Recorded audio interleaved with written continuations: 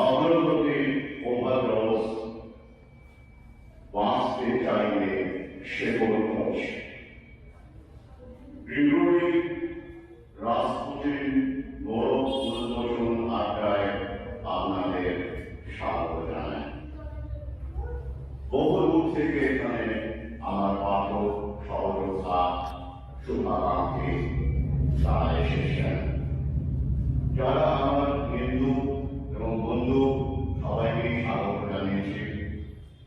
আপনারা জানেন সোশ্যাল মিডিয়ায় আমাদের মতো মানুষের বিরুদ্ধে এই প্রোফাইল থেকে লাইভ চলাকালীন পোস্ট করা, পোস্টের পরে বিভিন্ন রকমের অদ্ভুত অদ্ভুত অসম্মানজনক মন্তব্য অনেকে করেন, কিন্তু কোনো যুক্তি ছাড়াই করেন, ব্যক্তিগত আক্রমণ করেন। তাদেরকেও আমি স্বাগত জানিয়েছিলাম। কাউকে কাউকে আলাদা করে ফোনও করে বলেছিলাম আপনারা আসুন, মুখোমুখি কথা হোক, প্রশ্ন করুন। যাই হোক, যদি কেউ এরকম এসে থাকেন আপনি বললেন, যদি কোনো আমার সমালোচনা থাকে, আমার বই সম্পর্কে, আমার চিন্তা ভাবনা সম্পর্কে আমাকে জানাবেন। মঞ্চে আপনাকে ডাকবো, আপনি মাইক্রোফোনে বলবেন। কি করতাম এখানে শুধু উত্তরবঙ্গ থেকে মানুষ এসেছেন, দুর্গাপুর থেকে এসেছেন, দিব্যেন্দুকে দেখতে পাচ্ছি, দুর্গাপুর থেকে সুমনকে দেখতে পাচ্ছি, তপস্বীকে, অরিন্দম তপস্বীকে দেখতে পাচ্ছি, শুধু বালুরঘাট থেকে এসেছেন এই অনুষ্ঠানে যোগ দেওয়ার জন্য। এছাড়াও প্রত্যন্ত এলাকা থেকে, পশ্চিম মেদিনীপুর থেকে, পূর্ব মেদিনীপুর থেকে, হাওড়া থেকে, পশ্চিমবঙ্গের উত্তর এবং দক্ষিণ সর্বত্র এমন কোন জেলা সম্ভবত পার নেই যেখান থেকে এখানে মানুষ আসেননি। পিন্টু এসেছে, যার সন্তান প্রসবের পরে তার বাড়িতে অধিকর্তারা গিয়েছিলেন, স্বাস্থ্য অধিকর্তারা, তার চয়েস ছিল যে সন্তানকে ভ্যাকসিন দেবে না। সে লড়াই করেছে আশাকর্মীদের সাথে। সেই অডিওকে আমি অনেকের কাছে পৌঁছে দিয়েছিলাম। আমাদের বক্তব্য প্রথম থেকে ছিল এই অগ্রগতি ওভারডোজের সময় ভ্যাকসিনটা বাধ্যতামূলক নয়, কোন ভ্যাকসিনই বাধ্যতামূলক নয়, তার ইচ্ছে হবে নেবে, ইনফর্ম কনসেন্টের উপর জোর ছিল। সেটা অভিভাবকরা ঠিক করবেন, যদি সন্তান নাবালক হয়, আর যদি সাবালকের ক্ষেত্রে তারা নিজেরাই ঠিক করবেন। এটা আমার বক্তব্য। সেভাবে দেখতে গেলে হ্যাঁ, আমি ব্যক্তিগতভাবে নেচার করে বিশ্বাস করি, কিন্তু সবাইকে বলি আপনারা যদি ভ্যাকসিন নিতে চান, ভ্যাকসিনটা পড়ে দেখুন, কি লেখা আছে পড়ে দেখুন। তুমি একটু দাঁড়াও, তোমার নাম বলো, কোথা থেকে এসে বলো। তোমার সন্তানের বয়স কত হলো? 1 বছর 3 মাস। তুমি স্বাস্থ্যকর্মীদেরকে না করে দিয়েছো, তারপরে একটা ঝামেলা করেছে বাড়িতে? এখনো পর্যন্ত কিছু ঝামেলা করে। আচ্ছা, করলে আমাকে জানাবো, আশা করি আর কেউ করবে না। যাই হোক, এরকম বহু উদাহরণ আছে। এই মুহূর্তে আমাদের আরেক পাঠক সহযোগিতা সপ্তর্ষি আমাকে ফোন করেছিল, ওর স্ত্রীর লেবার পেইন শুরু হয়েছে, হসপিটালে ভর্তি, নার্সিংহোমে ভর্তি করেছে এবং সেখানে আগাম বলে রাখা হয়েছে। আমরা ব্যবস্থা করেছি যাতে সেখানকার কোন রকম কোনো ভোগ তাকে না দেওয়া হয়। সে অভিভাবক হিসেবে আগেই ব্যবস্থা করে তারপরে সেখানে ভর্তি করেছে। আমাকে ফোন করেছিল, আজকেই সম্ভবত আমি রাতের দিকে সুসংবাদটা পাবো, তার সন্তান ভূমিষ্ঠ হওয়ার সুসংবাদটা আমি পাবো। তো এইভাবে আমরা পাচ্ছি। কিন্তু এখানে আপনারা যে এসেছেন এত মানুষ, বিষয় বইয়ের জন্য না, নিজেদের প্রশ্ন করে দেখুন। বই প্রশ্ন লেখা হয় বাংলা সাহিত্যে, হাজার হাজার করে লেখা হয়, দেখবেন বই মেলায় হাজার হাজার বই, নতুন বই লেখা হয়। আপনারা এসেছেন ভাবনার আকর্ষণে, ভাবতে এবং ভাবাতে এসেছেন। আর এই ভাবনার রসদ হিসেবে এই সময় দাঁড়িয়ে আমি গ্রিগরি রাসপুটিনকে বেছে নিয়েছি। আমার জন্ম 1969 সালে, 1969। গ্রিগরি রাসপুটিনের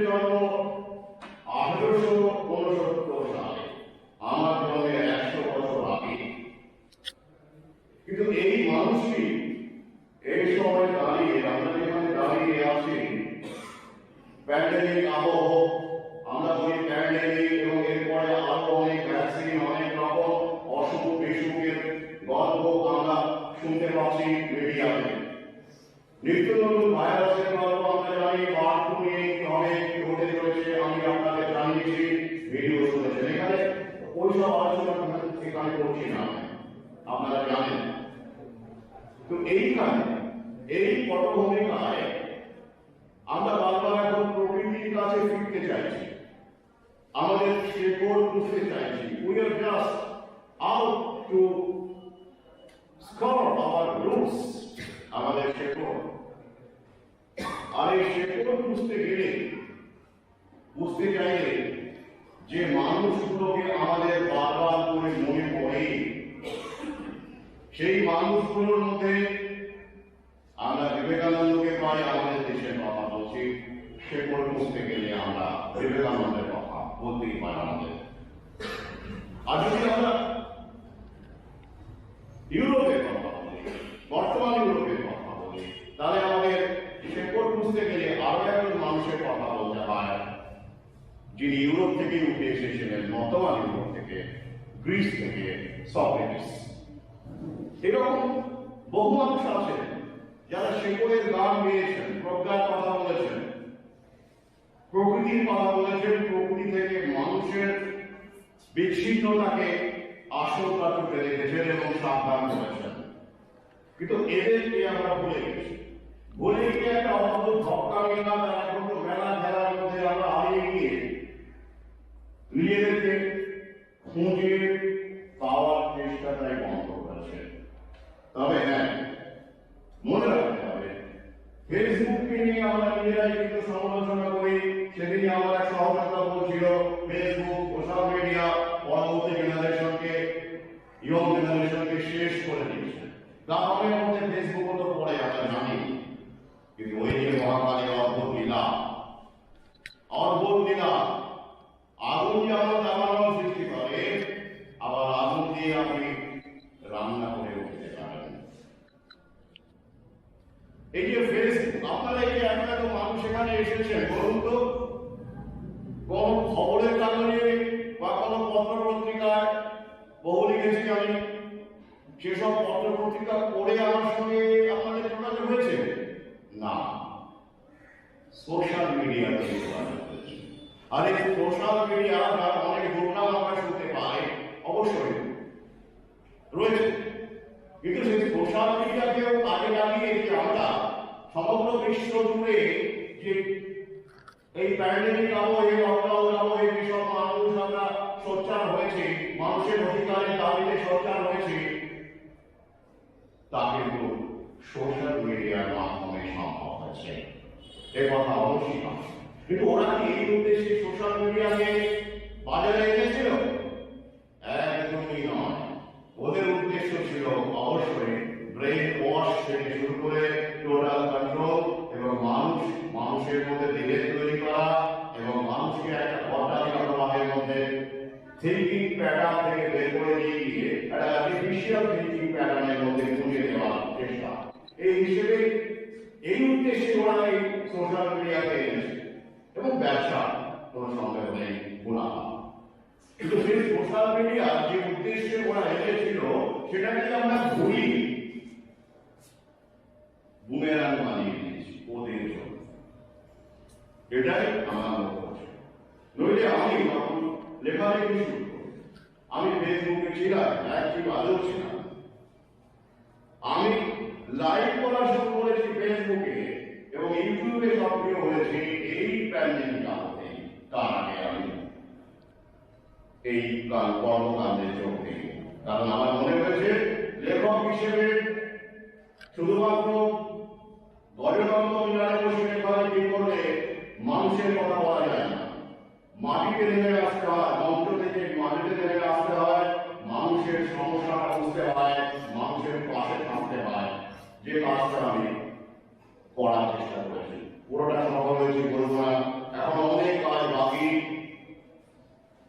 কিন্তু এই কাজে আপনাদের কাঁধে কাঁধ মিলিয়ে, আপনারা যদি না থাকতে না সাথে বিভিন্ন ভাবে সবার পক্ষে তো গ্রামে গিয়ে বক্তব্য রাখা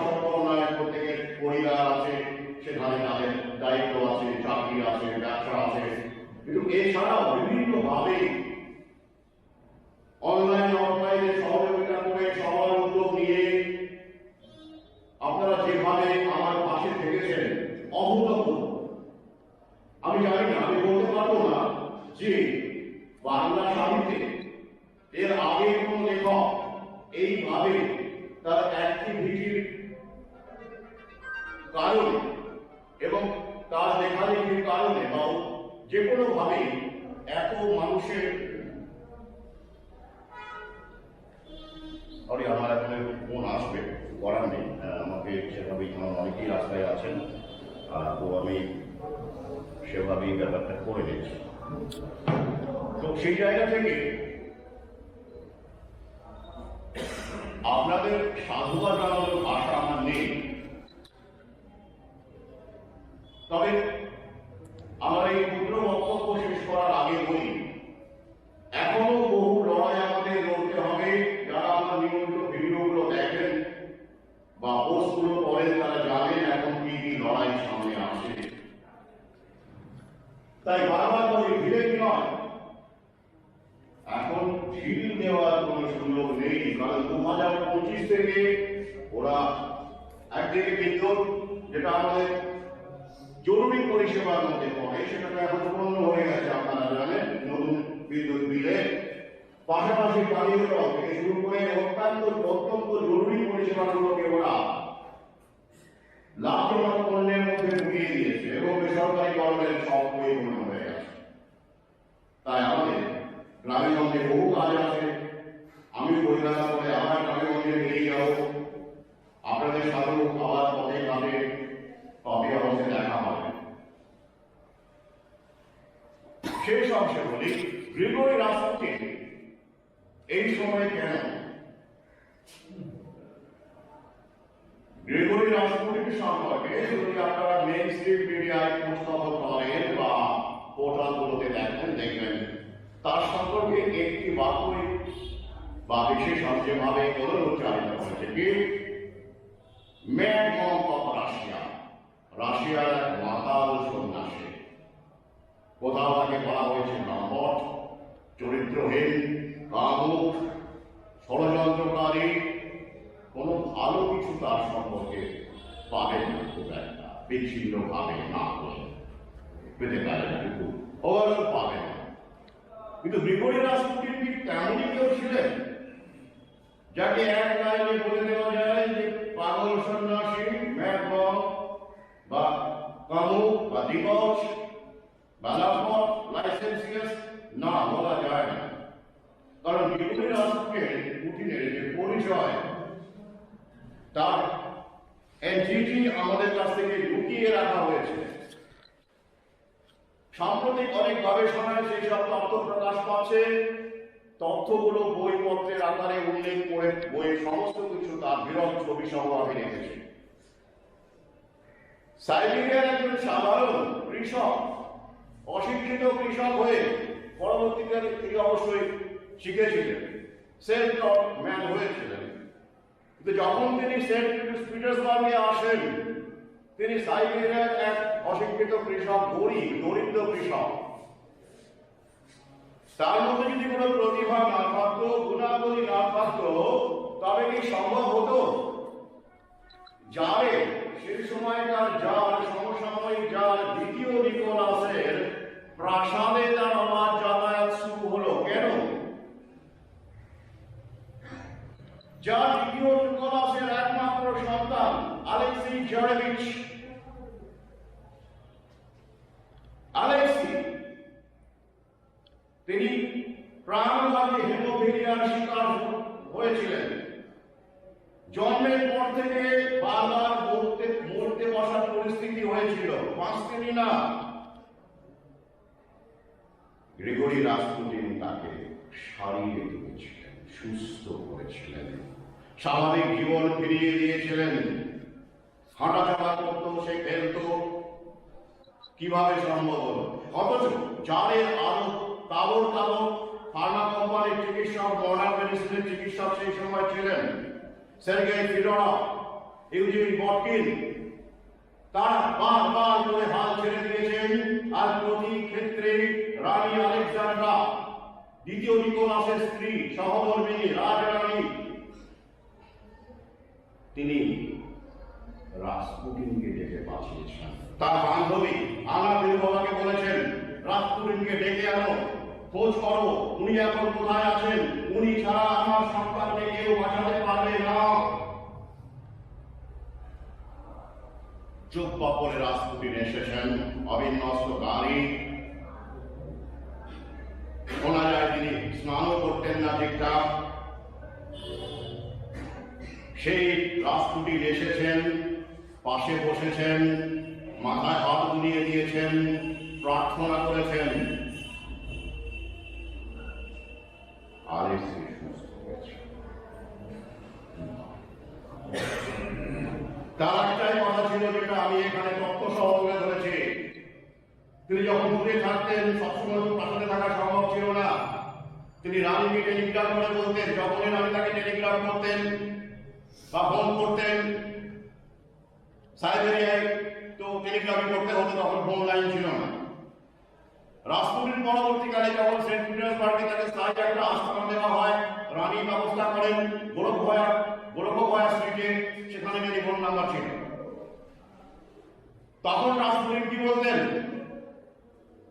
মা ঠাকুরুন, রাশিয়ান ভাষায় মাতুস্কা, আমি এটা বাংলা করেছি মা ঠাকুরুন, মানে মা ঠাকুরুন, ডাক্তারদের দূরে রাখুন। প্রবাদের কথা, আলেক্সির কাছে কোন ডাক্তারকে ঘেঁষতে দেবেন না।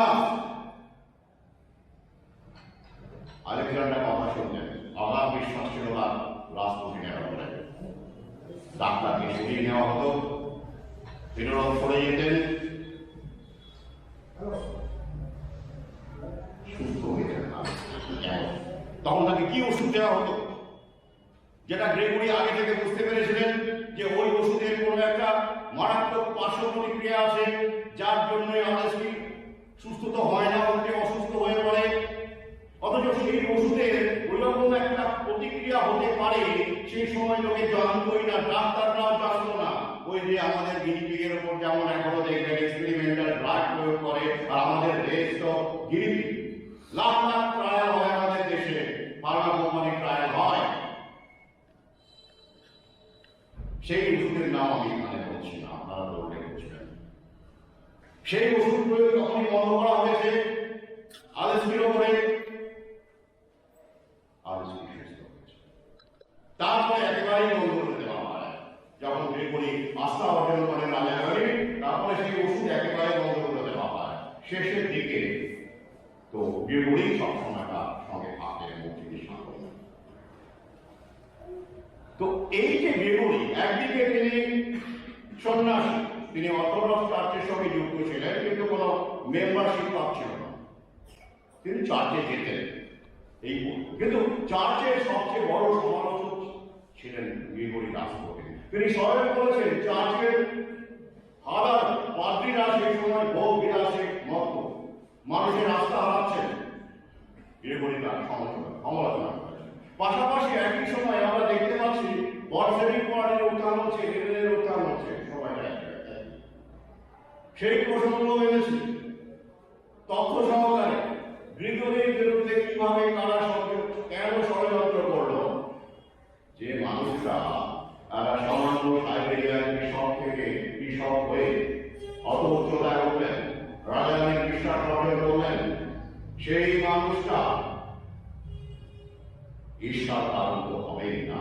একদিকে বলশেভিক কমিউনিস্ট মার্ক্সবাদী, অপরদিকে রাজতন্ত্রী, যারা রাজারানীর খুব কাছে ছিলেন। গ্রেগরিকে পেয়ে রাজারানী তাদেরকে দূরে সরিয়ে দেন, তাদের ঈর্ষা, এভাবে একটা জটিল চক্রব্যূহের মধ্যে পড়ে যান গ্রেগরি রাসপুটিন। শুরু হয়ে যায় প্রথম বিশ্বযুদ্ধ। গ্রেগরি বারবার বলেছিলেন, মহারাজ দ্বিতীয় নিকোলাস, আপনি যুদ্ধ করবেন না, এই যুদ্ধ রাশিয়াকে ধ্বংস করার জন্য করা হচ্ছে, এটা সাজানো যুদ্ধ, আপনি ফাঁদে পা দেবেন না।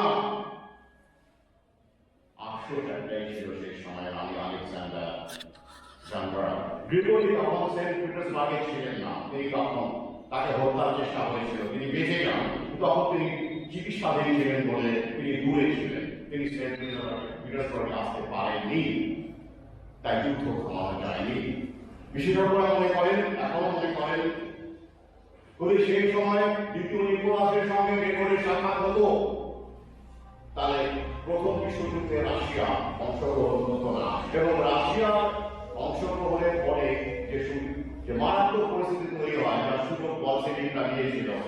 তারপরে আপনারা জানেন, প্রথম বিশ্বযুদ্ধের পরে লেনিনের বলশেভিক পার্টি, কমিউনিস্ট পার্টি 1917 সালে রাশিয়ার ক্ষমতা দখল করে এবং জাততন্ত্রকে ধ্বংস করে। এবং এই জাততন্ত্রকে ধ্বংস করার পরে লেনিনের বলশেভিক পার্টি এই বিভিন্ন মানুষ, যারা দ্বিতীয় নিকোলাস থেকে শুরু করে তাদের বন্ধু বান্ধব, আত্মীয় বর্গ, তাদের সন্তান সন্ততি, তাদের প্রতি কি নির্মম নিষ্ঠুর ঐতিহাসিক আচরণ করে, সেই সব তথ্য একেবারে তথ্যসূত্র ও সহকর্মী রেখেছি বলে, যেটা বাংলা সাহিত্যে আগে কোনো বুদ্ধিজীবী কেউ চেষ্টা করেননি। কেন করেননি সেটা জান, সে নিয়ে আমি আলাদা করে এখানে বলতে চাইছি না, বলার দরকার নেই। তো যাই হোক, এই এভেনও আমি সংক্ষেপে বললাম, 580 পাতার বই, মানে প্রায় 600 পাতার বই।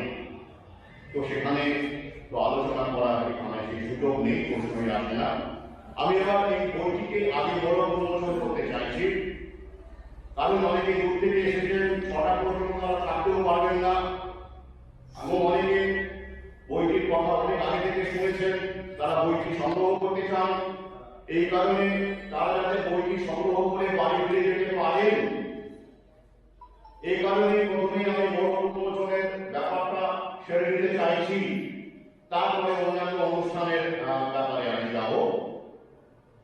তো আমি জানি না আজকে কতজনকে সুযোগ দেওয়া যাবে, কারণ কি 5টা থেকে নাকি এখানে ডিজে নাচ, মঞ্চ দেখতে পাচ্ছেন সামনে মঞ্চ, সেখানে মেলা চলছে, গান বাজনা শুরু হয়ে যায়। তো তখন আমরা এই দরজাটা বন্ধ করে কতটা কি করতে পারি আমি জানি না, দেখতে হবে আমাদের। কিন্তু তাই আমি আমার 6টা পর্যন্ত তো সেভাবেই আমি যারা অংশ নেবে সেভাবেই সাজিয়েছিলাম। আমি জানি না সেটা কতটা সফল হবে, আমি কতটা পারবো।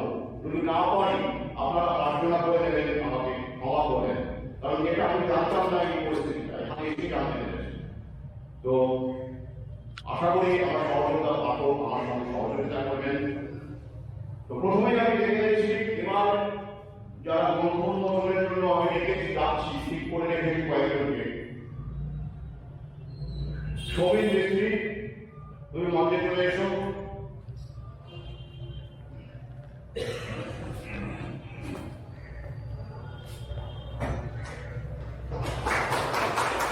চলে এসো। আর দীপায়ন সাহু, দীপায়ন কি এসেছে? দীপায়ন এখনো আসেনি, আচ্ছা, আর কেউ পথে আছে?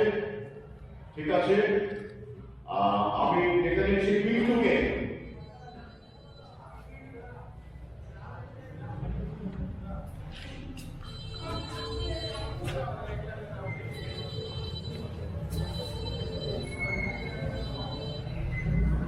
আর দেখে নিচ্ছি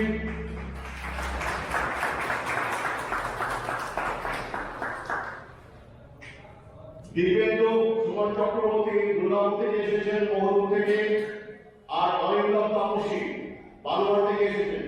আপনারা সবাই মঞ্চে চলে আসুন। আসলে কি আমরা সবাই মানি, কিন্তু সবার জায়গায় এখানে হবে না।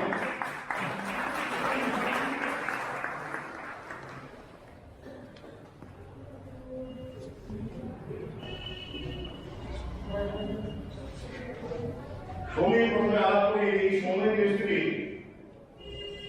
আর বাবলু কি আছে? বাবলু নেই, আসেনি আর। সমীর মিস্ত্রি পেশায় একজন দর্জি, টেইলর। বাংলা সাহিত্যে আমি জানি না আমার কত বই স্ট্যাচু, গতবারে যে বই স্ট্যাচু উদ্বোধন করেছিল আমার সহযোগিতা পাঠক বাবলু, অটো চালক। আমি বারবার বলেছি পেশার সঙ্গে প্রকার কোনো যোগাযোগ নেই। আমার কলম, আমার লেখালেখিটা বারবার করে প্রমাণ করেছে। আমি যখন লাইভে কোনো কিছু ভুলে যাই, আমার নিজের বই থেকে লেখা অনেক তথ্য থাকে তো ভুলে যাই, সমীর মিস্ত্রি সেটা কমেন্ট করে সেখানে বলে দেয়। তার মানে বইটাও কতটা নিপুণভাবে পড়েছে। সমীর, তুমি কোথা থেকে এসেছো? আমি কৈলার থেকে এসেছে, ও সপরিবারে এসেছে। পরে পিন্টুকে আগে টাকা নিয়ে কারণে লড়াই করেছে।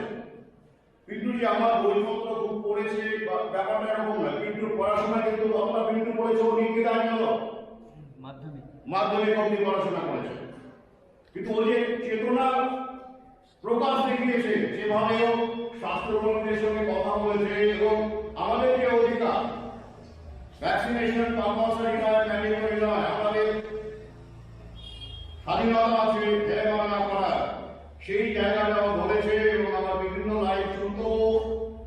তার উপর সে নিজে থেকে সিদ্ধান্ত নিয়েছে যে সন্তানকে সে প্রাকৃতিক পন্থায় বড় করবে।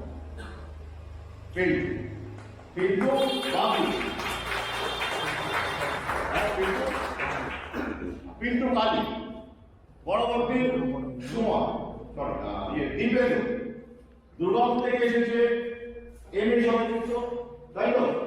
তুমি এমএ সঙ্গে আছো? না যাই হোক, আমাদের এখানে অনেকেই আছে যারা এই অল ইন্ডিয়া আরব ইন্ডিয়া মুভমেন্টের সঙ্গে যুক্ত হয়েছে, এরকমও আছে। আমি এই মাসে আছি, আমি ওটা বুঝতে পারিনি, কথা অন্য ভাবলাম। সেটাই ভাবলাম আছি। হ্যাঁ, কারণ এখানে আমাদের কোনো চিন্তার জায়গাটা একই। আমিও কোনো সংগঠনের সঙ্গে যুক্ত হলে অবশ্যই আমার কারণ আছে, কারণ আমি কোনো সংগঠনের মধ্যে ঢুকলে সংগঠনের সমস্ত কিছু বিধি আমাকে মেনে চলতে হবে, কিন্তু আমি কোনো বিধি মানান্ত নেই, রাষ্ট্রত্ব মনে করি তাই। তো আমি যদি কোনো সমস্যা নেই, যারা চিন্তা ভাবনায় আমাদের মতো আছেন, আমি সেখানে সেটুকু আমি ট্রাই করি মাত্র। তো দিব্যেন্দু পেশায় ইঞ্জিনিয়ার, তুমি কোথায় আছো? ডিভিসি। আচ্ছা, এই মাইক্রোফোনটাকে তোলা যাবে? তুলে তাহলে আমরা সবাই কথা বলতে পারবো। হ্যাঁ, যাই হোক, ঠিক আছে, ওটা আমরা করে দিচ্ছি। এই মুহূর্তে দরকার নেই, তুমি ভিডিও করছো, তুমি ভিডিও করতে। তো ডিভিসিতে আছে, তাই তো? পরে অরিন্দম, তপসী ও বালুরঘাট থেকে এসে শুরু বালুরঘাট থেকে এসেছে এই প্রোগ্রামে অংশ নেবে বলে।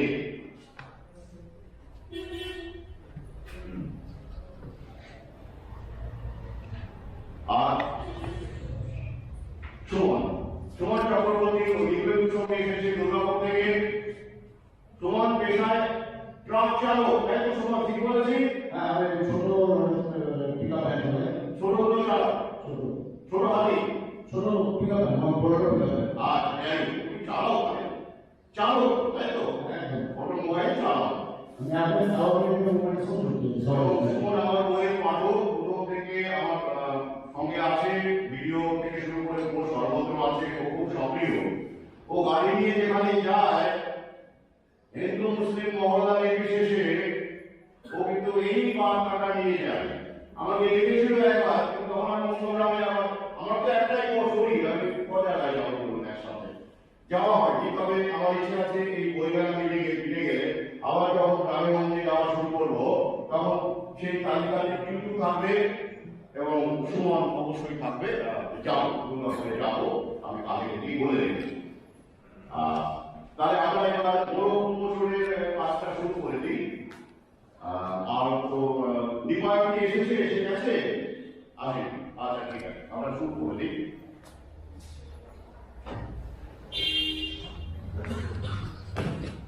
সমীর, তুমি বইটা নাও।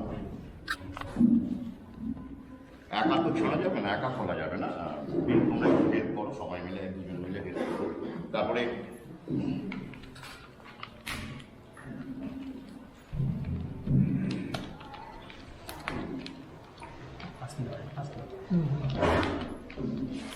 প্রকোষালী, তুমি একটু মঞ্চে এসো। প্রকোষালী,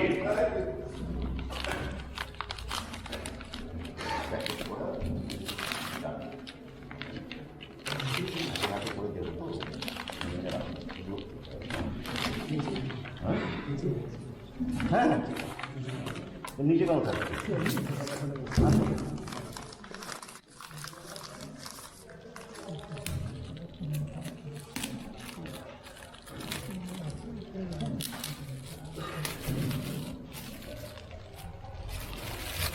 প্রথম মোড়কটা কোথায়?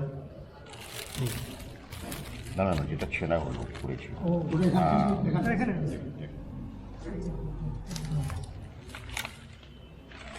প্রথমে আমি এই মোড়কটা দেখাবো। পুরোটা এই যে মোড়কটা দেখুন, world health organization, world economic forum এসব দিয়ে করা হয়েছে মোড়কটা। পুরোটা আমার কনসেপ্ট ছিল, এটা পুরোটাই আমার কনসেপ্ট ছিল। দেখুন ওইখানে যেটা পাচ্ছেন এখানেও সেটা পাচ্ছেন। এবং এই আইডিয়াটা আমি বেবেতোকে দিই। বেবেতো কোথায়? এই যে বেবেতো ভিডিও করছে, ও এটাকে প্রিন্ট আউট করে নিয়ে আসে যে মোড়ক হিসেবে আমরা এটাকে ব্যবহার করব। কারণ এটাকে আমরা ছিঁড়ব, এটাকে ছিঁড়ে আমরা প্রকৃতিকে, গ্রেগরি রাসপুটিনকে বের করে আনবো। আমরা তাই করছি, করে ফেলেছি। তো এই ভাবনাটা খুব সুন্দর এক্সিকিউট করেছে বেবেতো।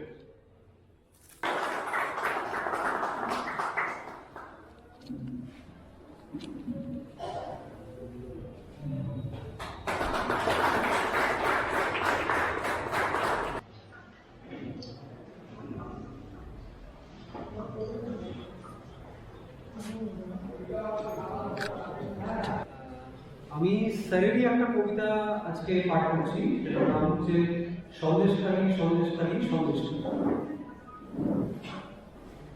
শুরু করি। ফিস থেকে আর্তনাদ, আর্তনাদ থেকে হাহাকার, হাহাকার থেকে আক্রোশ, আক্রোশ থেকে সন্দেশখালী সন্দেশখালী সন্দেশখালী।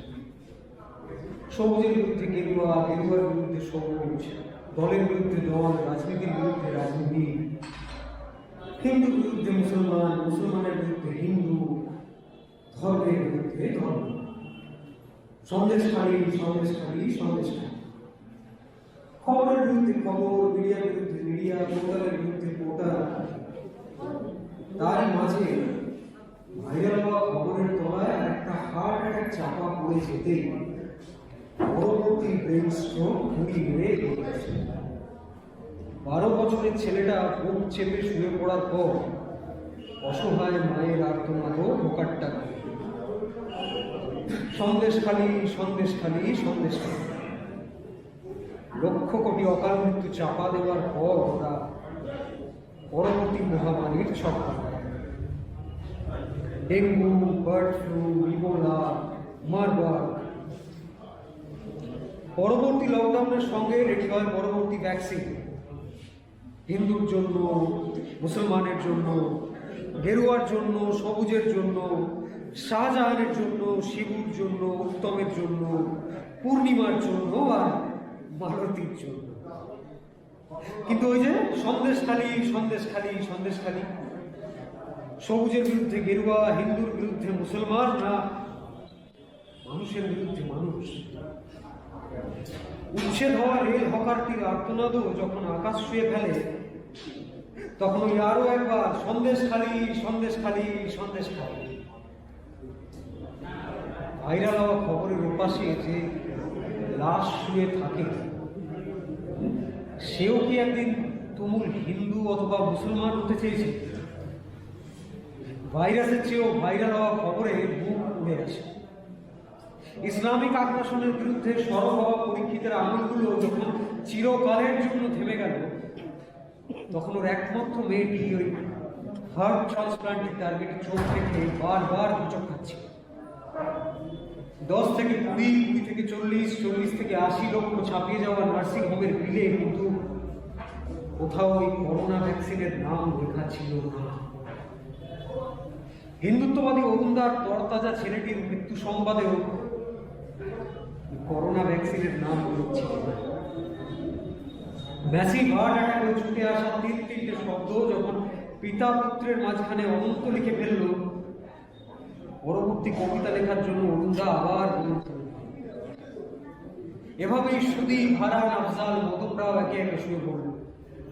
কেউ হাঁটতে হাঁটতে, কেউ নাচতে নাচতে। সেই সময়, হ্যাঁ সেই সময় ওরা পরবর্তী রেল স্টেশন এবং বিমানবন্দরটিকেও চুপি চুপি বেছে নেয়। সন্দেশখালী সন্দেশখালী সন্দেশখালী বলে সরব হওয়া আঙুলগুলি কখনো ভালোবাসা লিখেছে? যাদের কথা ভেবে এত এত আর্তনা, তাদের বাড়ি ঘরে হারিয়ে চলেছে কিনা, বিমল বাবুর স্কুল ফেরত ছেলেটির পাশে পান্তা ভাত এবং নুন ছাড়া আর অন্য কিচ্ছু ছিল কিনা, অথবা অমল সর্দারের বেকার ছেলেটি ঘরে ফিরেই কেন গুলি খুঁজে নিয়েছিল। এসব ভাবতে ভাবতে আমরা কি একবারও আনমনা হয়েছি? ভিজে যাওয়া চোখের কোণে আকাশ এঁকে ফেলেছি। সন্দেশখালী সন্দেশখালী সন্দেশখালী বলে চেঁচিয়ে ওঠা প্রবীরত একদিন শুয়ে পড়বে Shahjahan, Uttam, Shibu, heart attack, brain stroke, cancer. বুক ধরে শুয়ে পড়বে ধর্ষক ও ধর্ষিতা, শিকার ও শিকারী, হিন্দু এবং মুসলমান, প্রতিবাদ এবং প্রতিবাদ। তখন ঠিক তখনই খালি হওয়া সন্দেশের প্যাকেট থেকে বেরিয়ে আসবে রাক্ষসের কালো গুড়ি মেরে খুঁজে নেবে পরবর্তী গন্তব্য। রথস্টাইল, রকাফেলার, জেকব শিল্ড, Bernard Baruch, Klaus Schwab, Bill Gates নামের এসব পিঁপড়েদের আমরা কেউ চিনলে না। পরীক্ষিত, বরুণা, সুদীপ, হারা, নকশাল, ওদের নামও শুনি। উত্তম, শিব, পূর্ণিমা, মালতীরা ওদের চেনে। তাই নোয়া এবং সন্দেশ অভিযানের পর কেবল খালি অবশিষ্ট, খালি স্মৃতি, খালি মুখ, খালি গোল আর খালি ধন্যবাদ।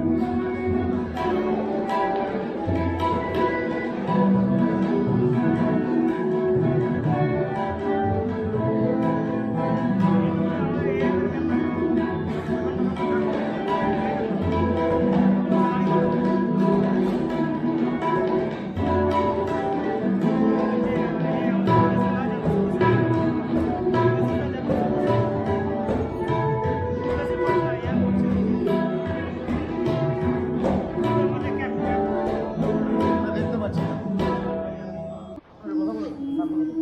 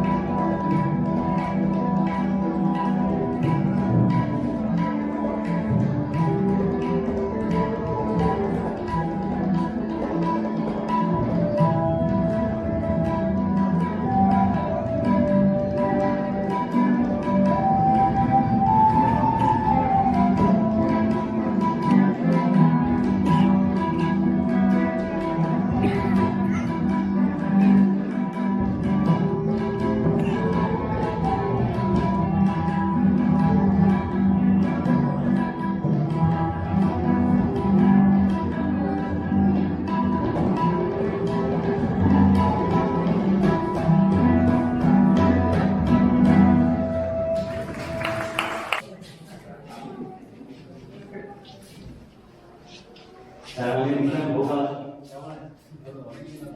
জামা কাপড় নিজে করি, অনেক জামা কাপড় করে দিই।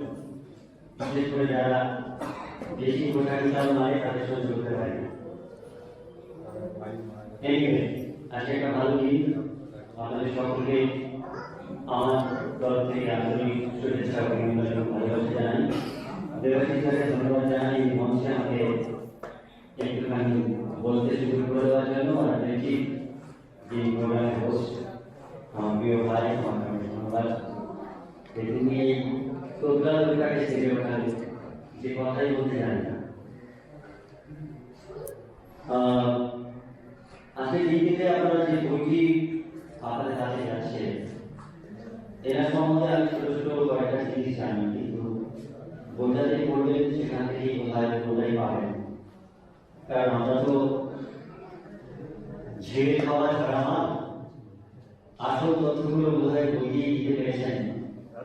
যে গবেষণা করেছেন, যে রোগাল ধরে এই বিষয়ে পড়াশোনা করেছেন, তো ব্যক্তি বিশেষ সাবজেক্টে নিয়ে শুধু নয়, বিভিন্ন বিষয়ে একটা গভীর সমুদ্রের মতো প্রকার রাখেন আমাদের দেবাশিসরা, সকলের আদরের প্রিয় মানুষ। চিকিৎসা জগতে একটু আগে আমি যখন ঢুকেছিলাম, আমাদের কয়েকজন আমার বন্ধু সহযোগিতা ভাই এনারা বাইরে ধরে অনেক কিছু জিজ্ঞেস করছিল। এত প্রশ্ন সাংবাদিকরা যদি করেন, সত্যি নেক্সট মিডিয়ার মধ্যে যদি আমাদের প্রশ্ন করতো, আমাদের কি ভালো লাগতো না? আনন্দবাজার বর্তমান টেলিভিশন যদি এই বিষয়ে আমি যদি একটু জানাতে পারতাম, যে করতে পারতাম, বলতে পারতাম, আমাদের বন্ধুতার মতন এত মিডিয়া আমাদের পছন্দ করেন।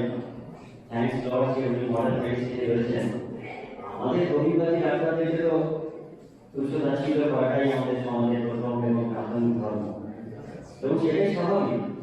কারণ রবিবাদী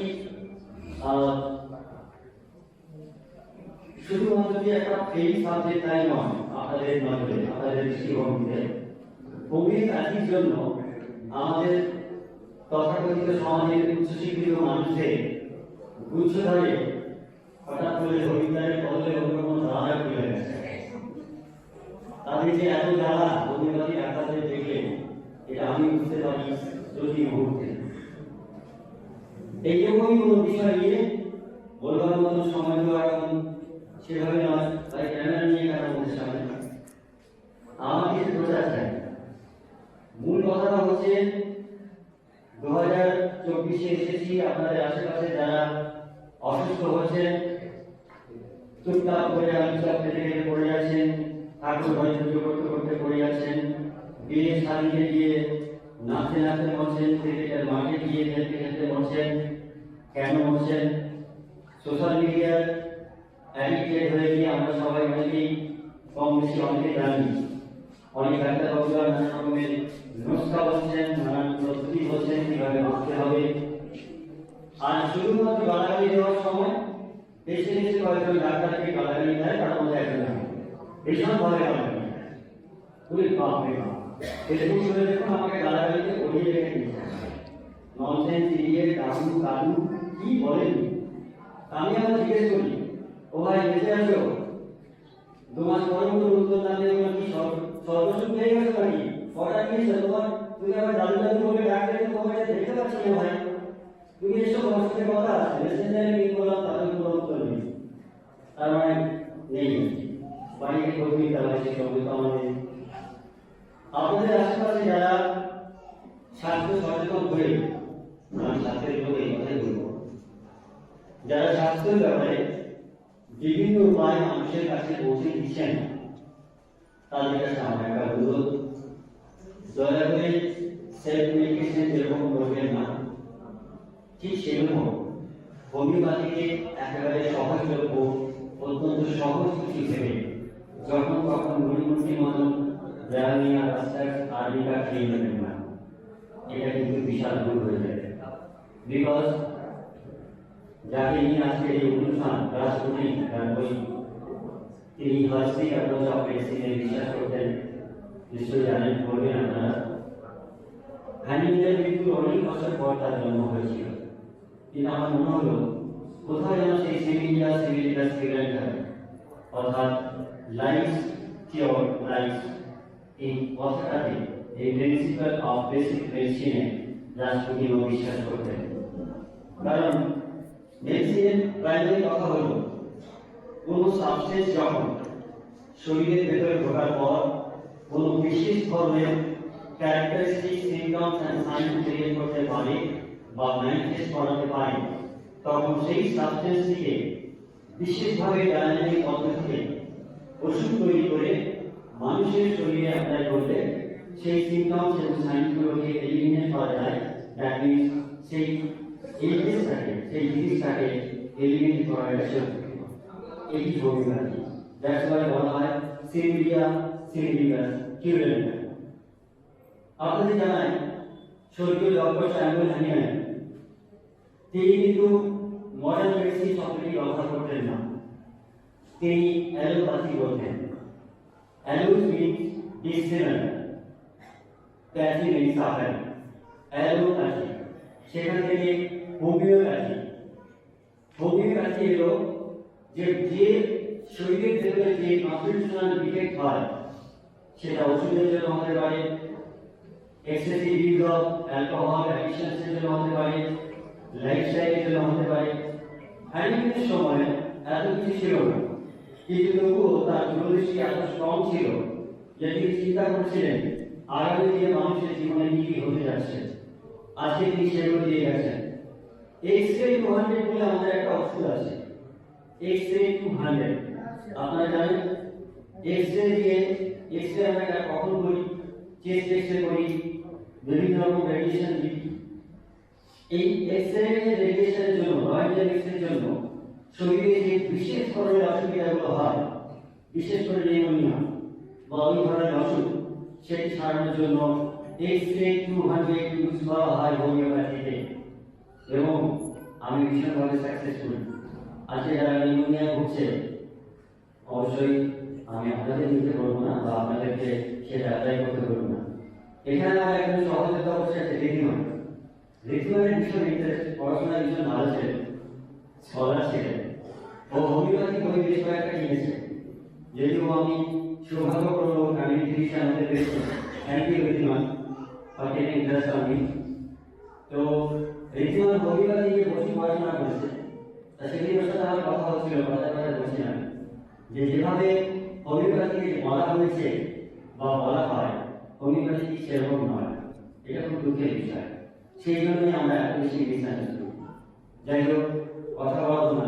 দেবাশিসদার সাফল্য কামনা করি। আপনারা অনেক হেলথ এক্সপার্ট আছেন, অনেক ন্যাচারোপ্যাথ আছেন, হয়তো অনেক দূর থেকে এসেছেন। সবাইকে বলবো ভালো কাজ করুন, যারা সত্যি পীড়িত তাদের সেবা করার জন্য আপনারা চেষ্টা করুন।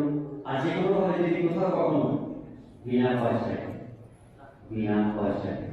আমাকে দরকার হয়, আমাকে জানাবেন, আমি আছি। রেমুনারেশন ছাড়া আপনাদের সেবা করার জন্য আমি সব সময় তৈরি আছি আপনাদের জন্য। ভালো থাকবেন, সবাই সুস্থ থাকবেন। অনেক ধন্যবাদ।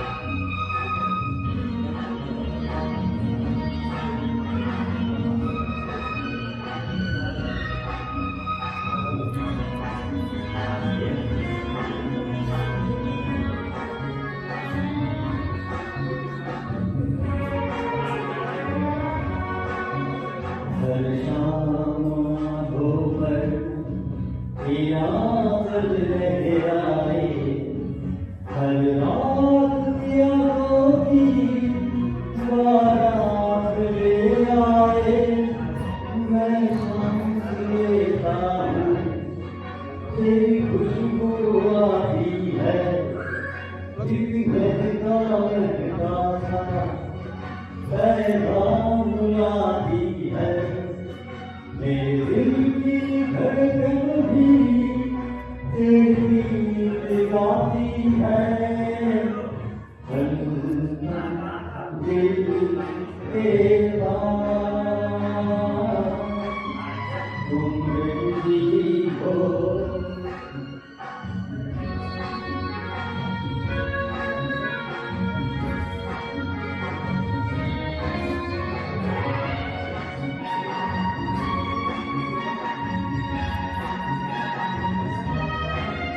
कल तुझको देखा था मैंने अपने आंगन में, जैसे कह रही थी तुम मुझे बांधो बंधन में। ये कैसा किस्सा है, ये कैसे सपने हैं, ये गाने हो कर जी क्यों लगते अपने हैं। मैं सोच में रहता हूँ, कर के कहता हूँ, पल पल दिल के पास तुम रहती हो।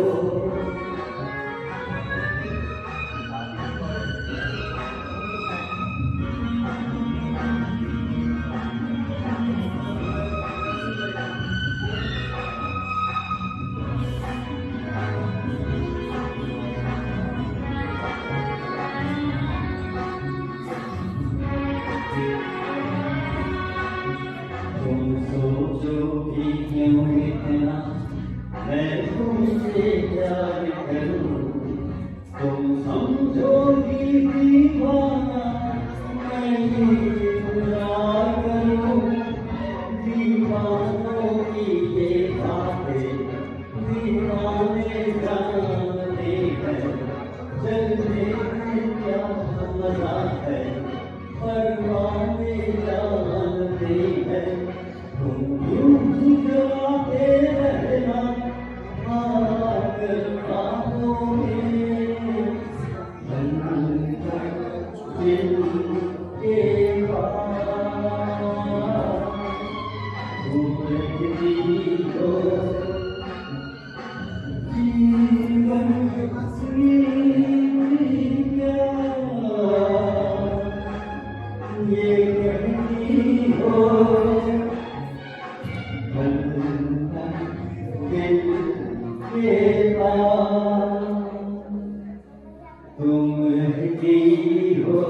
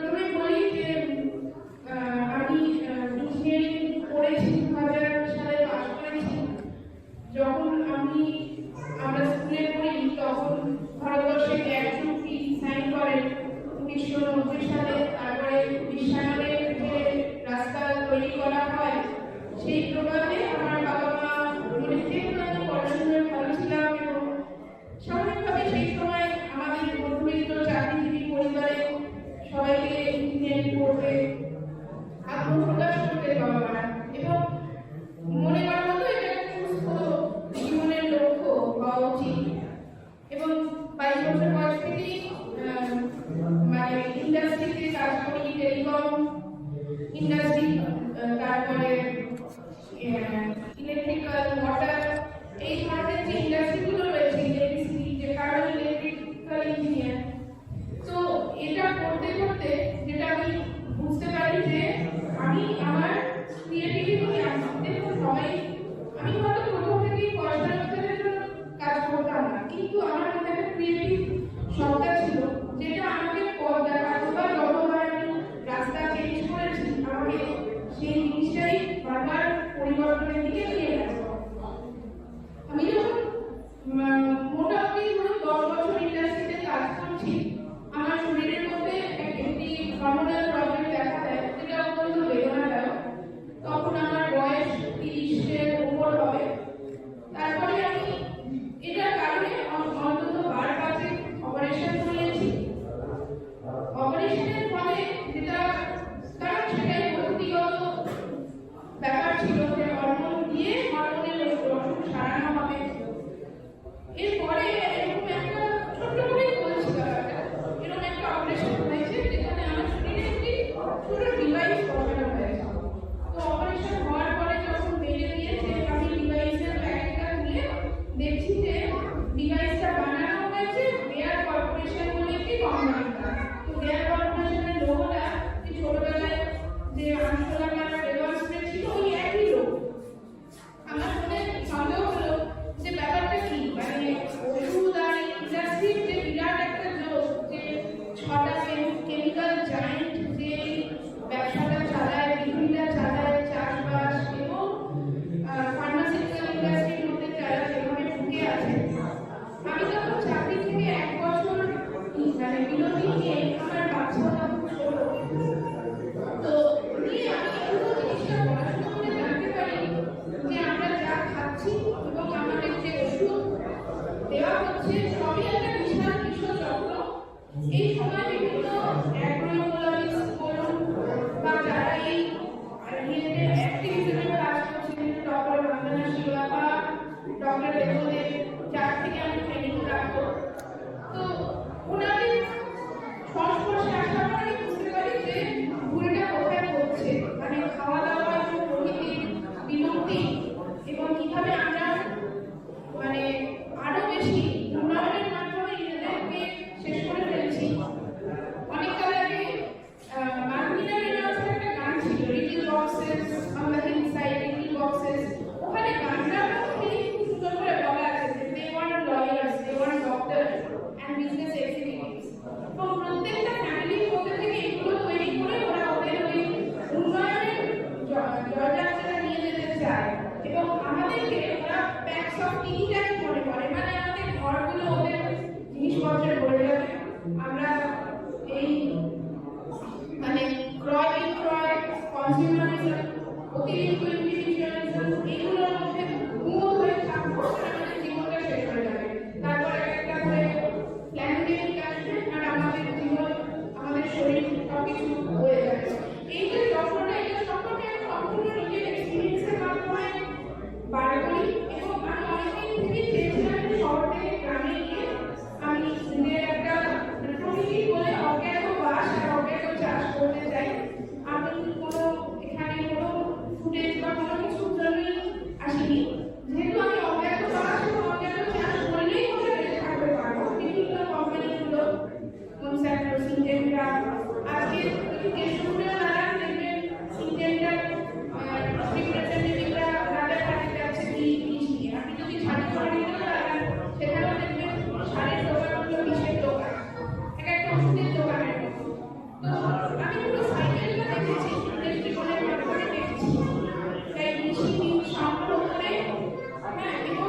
যেটুকু জমি জোগাড় করেছে তার কিয়দাংশে আমি চাষ করি, বাকিটা জঙ্গল করি, কারণ জঙ্গলই একমাত্র বাঁচিয়ে রাখা হবে, অরণ্য ফেলে যেতে হবে। এটাই আমার জীবনের উদ্দেশ্য, যে আমি আবার জঙ্গলে ফিরে যেতে পারবো, তাহলে প্রকৃতিগুলো বাঁচতে পারবো। আমার উদ্দেশ্য অজ্ঞাত গাছ, অজ্ঞাত চাষ। অনেক ধন্যবাদ। তো এটা মানে এই চেষ্টাটা শুরু হয়েছিল, কারণ আমার কবিতাগুলো পড়তে পড়তে মনে হচ্ছিল যে কিছু কিছু কবিতা আছে বা বেশিরভাগ কবিতা একটা সার্বজনীন সেটা যদি বাংলা ভাষাভাষী যারা তাদের কাছে পৌঁছে দেওয়া না হয় তাহলে মনে হয় কারণ ভালোই হয়। তো আমাকে বলেছে তুই একটা কবিতা পড়তে, বেশি সময় নেব না। ওনার কাটাকার কবিতাটা পড়তে আপনারা বলেছেন, যার প্রথম পংক্তি হচ্ছে অবাক থেকে ভালোবাসতে গিয়ে আজও এই কাণ্ড হল বল, বিদ্যুতের সব কাহিনীগুলো জীবন জুড়ে আপ্লুত। এইটার ইংরেজি অনুবাদ সেটি একটু শোনাচ্ছি আপনাদের। I was taken aback how strange it was. When my love turned amorous passion, your tears so deserved, drew an infinite triangle with deadly and venomous strength. A sailor, as I had been, who knows better than me, who fathoms the depth of water, who can grasp the outstretched hand, the waves of forget dreams. When I drew a moon underneath your chin, you looked the other way, so simple and true you are. Drowning my eyes with tears, you were in love with someone and me. Long ago, I heard you cry, walk to and fro, across the divide. I came to know you with the lips of time. You are not without fear, conquered the barbed wire with dreams of cheer.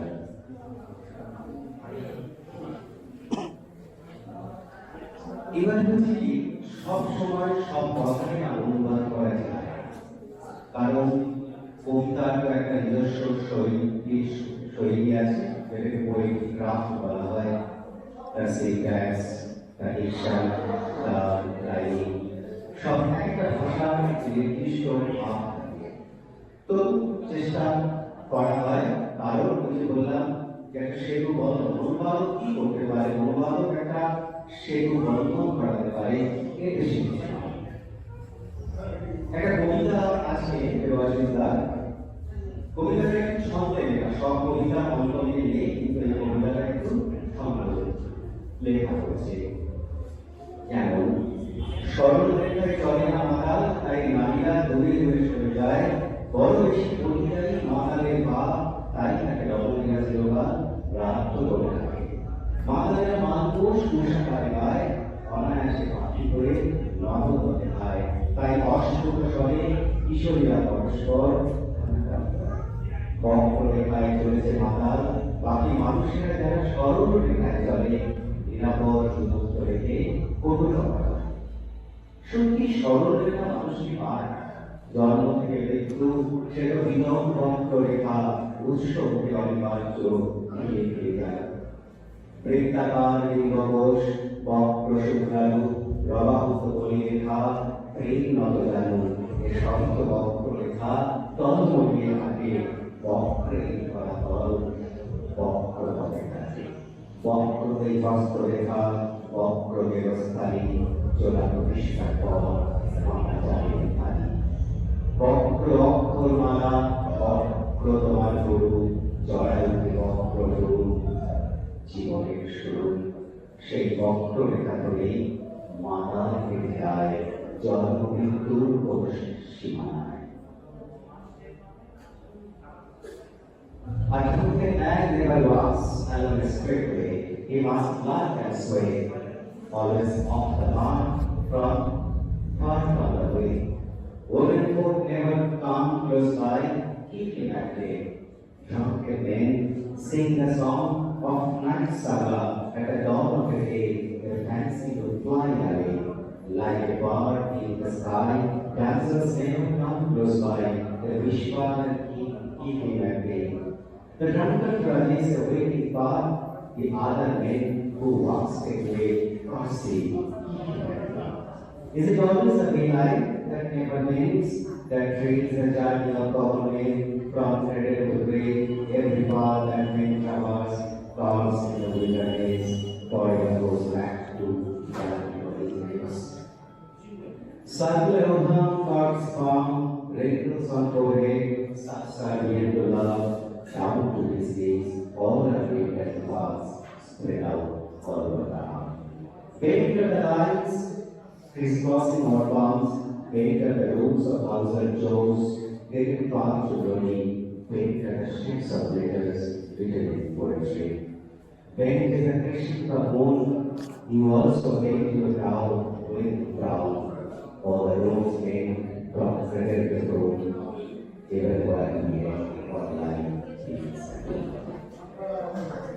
নমস্কার আপনি এখানে আসুন, আপনার বলুন, আপনার বলুন।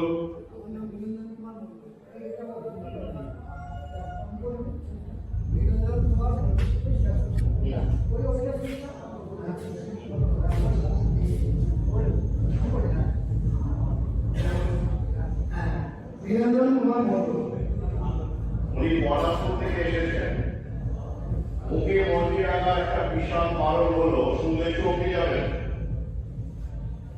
উনি homeopathy শুধুমাত্র জীবিকার জন্য ব্যবহার করেন না, ওনার উনি কৃষকও বটে। কারণ গ্রামাঞ্চলে জানেন তো বিনা পয়সায় রোগী দেখেন উনি প্রায়, তার উপরে পেশা করে জীবন যাপন চলে না গ্রামাঞ্চলে। উনি কৃষক, ওনার জমি আছে, উনি চাষ করে বিঘে মাঠে নামেন। ওনার বৈশিষ্ট্য হচ্ছে এটাই যে উনি হোমিওপ্যাথিকে নিজের জীবনে প্রয়োগ করে দেখিয়েছেন। ওর দুই সন্তান আছে, আমি নিজে গিয়ে দেখে এসেছি।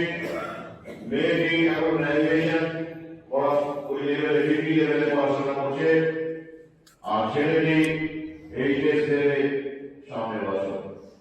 একটি ভ্যাকসিনও কারো শরীরে গোটা হয়নি। তাদের বয়স, আপনি ধরুন আপনার মেয়ের বয়স কত? মেয়ের 20 বছর বয়স, আর ছেলের বয়স 18+। উনি পরিবার যখন নিতে অস্বীকার করেন তখন কি ঘটেছিল আপনি সংক্ষেপে বলে নিরঞ্জন মন্ডল আপনার বাড়িতে কি এসেছিল? দেখুন, আমার ছেলেমেয়ের যখন পোলিও কর্মসূচি সবে শুরু হয়েছে তখন জোরদার কর্মসূচি চলছে। আমি তো পড়েছি যে ভ্যাকসিনেশন মানেই খুব খারাপ একটা টক্সিক ম্যাটার, যেটা শরীরে ঢুকলে তার একটা কুফল হবেই। এবার আমি আমার ছেলে মেয়েকে নেওয়াতে অস্বীকার করি। আমার আন্ডারে যারা চিকিৎসা হতো তাদেরকে বারণ করি। অনেকে শুনেছে, অনেকে শোনেনি। এই ব্যাপারে রুলিং পার্টির ক্যাডার বলুন, পঞ্চায়েত প্রধান বলুন, যাই বলুন না কেন, সবাই ওরা আমার বিরুদ্ধে ক্যাম্পেনিং করেছে। আমার পেশেন্টের পার্টির কাছে গিয়ে বলেছে ওনার কাছে চিকিৎসা হলে সব রকম সহযোগিতা বন্ধ করে দেবে। তাতেও অনেকে চিকিৎসা হয়েছে, অনেকে বন্ধ করে দিয়েছে, সেটা আলাদা ব্যাপার। কিন্তু আমার ছেলে মেয়ের ব্যাপারে বা আমার আত্মীয় পরিজনের ব্যাপারে আমি খুব নিশ্চিত। অনেকবার অনেক প্রধানও আমাদেরকে বাড়িতে এসে বলেছে, তারপরে ভিডিও সাহেব এসে আমার সঙ্গে ভালোভাবে হয়েছিল, তখন আমাকে এ করতে পারিনি। আর এটা তো আইন, এটা হচ্ছে আপনার মেরুদণ্ড যদি সোজা থাকে তাহলে আপনি না নিতে পারেন, কোনো অসুবিধা নেই। তাহলে দেখুন, এই কারণে ডক্টর নিরঞ্জন মন্ডলকে আমি মঞ্চে রেখেছি। তো সেই সময় দাঁড়িয়ে কিন্তু করোনা প্যান্ডেমিকের আবহ ছিল না, কিন্তু সেই সময় দাঁড়িয়ে কিন্তু তখন থেকে হোমিওপ্যাথি আমি যুবদী এবং তারপরে যারা এসেছেন উত্তরসূরি তাকে তার জীবনে প্রয়োগ করেছেন। সন্তান জীবন সুস্থ, তারা পড়াশোনা করছে। তাহলে এই যে একটা আতঙ্ক তৈরি করা, আমার বক্তব্য আমি বারবার বলি, vaccination should be based on informed consent. আপনি কাউকে বাধ্য করতে পারেন না, মিডিয়াকে দিয়ে ভ্যাকসিন করে বা কাউকে দিয়ে ডাক্তারকে দিয়ে ভয় দেখিয়ে আপনি বাধ্য করতে পারেন না। সংবিধান আমাদের অধিকার দিয়েছে। আগে ভোটিং বডি ইন্টিগ্রিটি রয়েছে, পরিষ্কারভাবে সুপ্রিম কোর্ট জানিয়ে দিয়েছে 2000, আপনারা জানেন যে সুপ্রিম কোর্টের রায়টা 2022 সালে এসেছে, তখন অনেকেই নিয়ে ফেলেছিলেন মে মাসে। সুপ্রিম কোর্ট পরিষ্কার জানিয়ে দিয়েছে যে কাউকে ভ্যাকসিন নিতে বাধ্য করা যাবে না, কাউকে বাধ্য করা যাবে না। তারপর মিডিয়া ছোট করে খবরটা প্রচার করেছে, কিন্তু তখন তিনি যারা নেওয়া নিয়ে নিয়েছে। তো এই তথ্যগুলো আমরা পক্ষ থেকে ফেসবুক থেকে শুরু করে ইউটিউবে প্রচার করছিলাম যে এটা বাধ্যতামূলক নয়। Nobody can force you. তো যাই হোক, এই যে ব্যাপারটা আমরা এখন অনেকে জেনেছি, তিনি কিন্তু কত আগে 20 বছর তার সন্তানের বয়স, মেয়ের বয়স, তিনি সেটাকে প্রয়োগ করেছেন। হোমিওপ্যাথিটাকে তার জীবনে তিনি প্রয়োগ করেছেন। তো অনেক হোমিওপ্যাথি চিকিৎসককে আমরা জানি যারা ভ্যাকসিনের ওকালতি করেন, হোমিওপ্যাথি পড়ে তারা ফার্মা কোম্পানির চাকরি করছেন, বহু চিকিৎসক আছেন। আমার বক্তব্য এটা, আমি কোনো প্যাথিতে যাচ্ছি না, কোন প্যাথি বেশি ভালো, কোন প্যাথি বেশি খারাপ, আমি সে বিষয়ে যাচ্ছি না। আমার একটা এই বিষয়ে পর্যবেক্ষণ এটাই, সবকিছুর মধ্যে ভালো দিক আছে। বানিয়া সম্প্রদায়ের হাতে পড়লে সেটা আর থাকে না, সমস্যাটা এই জানি। তো আমরা যদি মডার্ন মেডিসিনের যখন হিপোক্রেটিসকে ধরি, মানে তাকে আদিবিদ্যা বলা হয়, তার পর্যবেক্ষণগুলো যদি পড়ি, ছোট থেকে তিনি যা বলেছেন, তাহলে দেখবেন চিকিৎসা আপনি যে ব্যাংকেই থাকুন, বেশি জায়গায় কিন্তু কোন রকম ডিফারেন্স আমি পাই না। তো এগুলো পরবর্তীকালে এসেছে যখন ফার্মা কোম্পানির কবলে চলে গেছে এই ব্যবস্থা, সিস্টেমটা লাভজনক থেকে লোকজনক হয়ে উঠেছে, তখন থেকে যাই হোক, আমি ওকে সাধুবাদ জানাই। উনি বক্তব্য রাখতে পারেন না, আমাকে সবিনয় জানিয়েছিলেন, কিন্তু আমি বলেছিলাম আপনাকে মঞ্চে আমি ডাকবো, কারণ এই বিষয়টা মানুষ জানুক যে কত আগে থেকে উনি সচেতন হয়েছেন এবং এত চাপের সত্ত্বেও বাড়িতে ভিডিও সাহেব এসেছেন, তার সত্ত্বেও তিনি মাথা নত করেননি। এটি আমরা কিভাবে পেলাম? ফেসবুকের মাধ্যমে পেলাম। তাই ফেসবুককে গালাগালি কিন্তু আমি দিই না। ওই যে বারবার উনি আগুন আপনার সামনে রাখা হয়েছে, it depends on how you use the fire. You can cook your will, at the same time you can burn your own house. এটাই মহাকালের পরীক্ষা আমাদের কাছে, নবযুক্ত মানুষের কাছে। এটাও একটা ছাড়াই বাছাই ক্রিয়া চলছে। আপনার সামনে হাজার প্রলোভন দেওয়া হবে, সেই প্রলোভনের মধ্যে থেকে আপনাকে সঠিক কাজে ব্যবহার করে নিজস্ব গন্তব্যে পৌঁছে যাবেন। এটাই বোধহয় প্রকৃতি আমাদের কাছে চাইছি।